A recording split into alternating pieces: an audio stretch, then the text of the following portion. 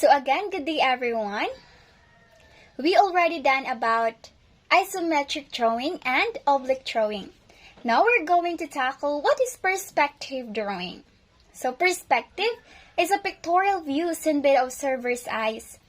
So it means that anything we see is in fact a perspective drawing. Next is what is picture plane, which stand for PP. Is therefore defined as an imaginary vertical plane where the perspective view is assumed or imagined to be projected or drawn. So here we have an example of picture plane. So picture plane is at the center of the observer and to the object, as you can see here. Next is the key terms in the study of perspective drawing. So first we have the word or term horizon, which stands for letter H. It is an imaginary intersection of the sky and the open sea. So this line is line nga makita nato sa vanishing point nga naghigda. Next is the eye level or EL. Is an imaginary horizontal plane which is level with the observer's eyes and the horizon. So, it is also line yapon or plane nga ka-level sa observer's eye and the horizon. Next, we have the ground level or GL is a plane of the ground. Next, we have the term vanishing point or VP. Is the imaginary point or intersection of the lines projected from the residing horizontal edges of an object. So, kana bitang line nga nagtapot.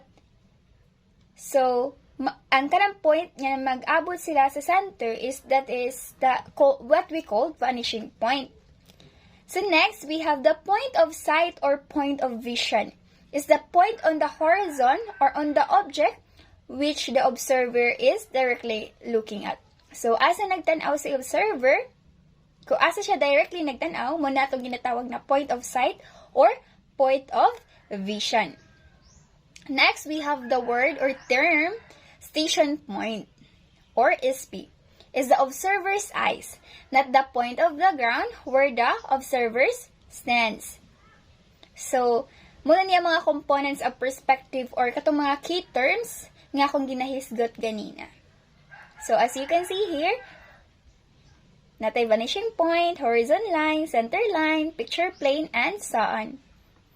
So, next, we have the principles of perspective drawing. First is that the farther an object from our eyes, the smaller it appears. So, di ba, kung maanam og kalayo si object sa atong mata, is maanam sad siya og ka gamay. Next is that the farther the color, the lighter it appears. So, syempre, kung maanam sad og kalayo si object, ang ihang color kay mahimong light. Next is that theoretically, vertical lines or edges do not vanish in the horizon. So, nga naman, kay maguba ang view, no? Next, if extended or prolonged, all the horizontal receding lines or edges of an object seem to vanish in the horizon. Next is that equidistant objects on the ground, such as telegraph or light posts, seem to come closer to each other as they recede from our view. Number 6, all horizontal lines or edges below the eye level receding seem to go up and vanish to the horizon. Number 7, all horizontal lines or edges above eye level receding seem to go down and vanish the horizon. Number 8, all horizontal lines or edges which are not receding remain horizontal in the picture. Lastly, never show hidden lines in perspective because they spoil the view. Next, we have the two kinds of perspective. The first one is what we call parallel or one-point perspective. Means that one surface of the object is drawn parallel to the picture plane. So, as you can see here in the example, di ba? Ang kanang road, di ba? Nag-abot sila sa edges, di ba?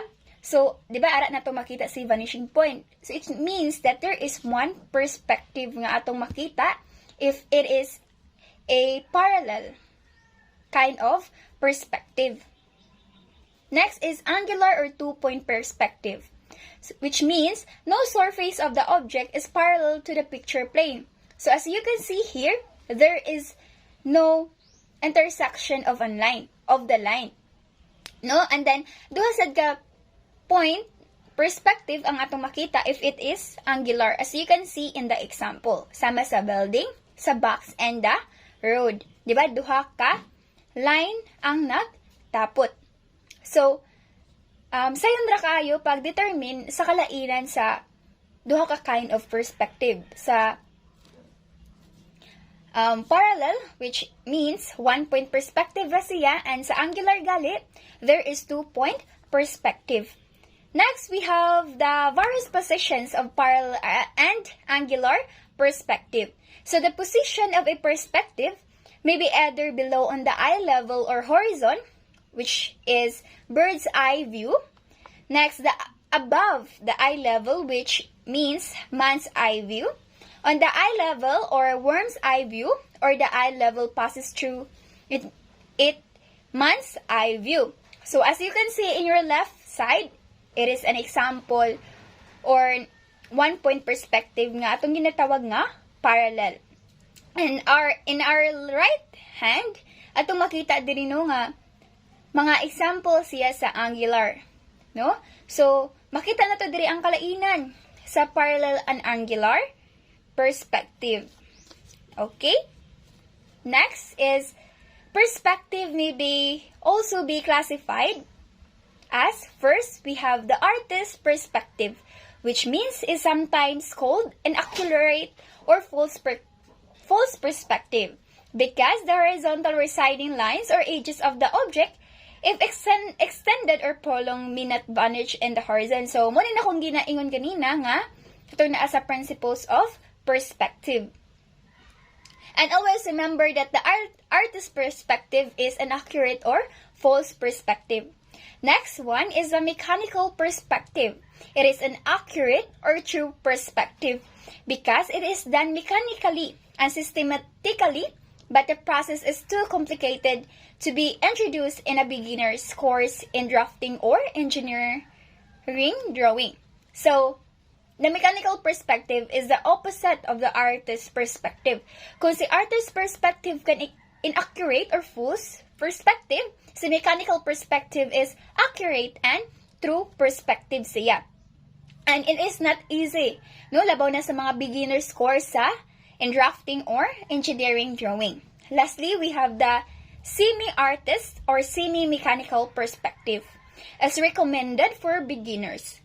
It is called semi-artist because the sizes of the objects in the perspective drawing are visually estimated or proportioned, while the residing horizontal lines are drawn mechanically so that they would meet in the horizon if sufficiently prolonged. So that's all, and I hope you learned something for our discussion today. God bless everyone.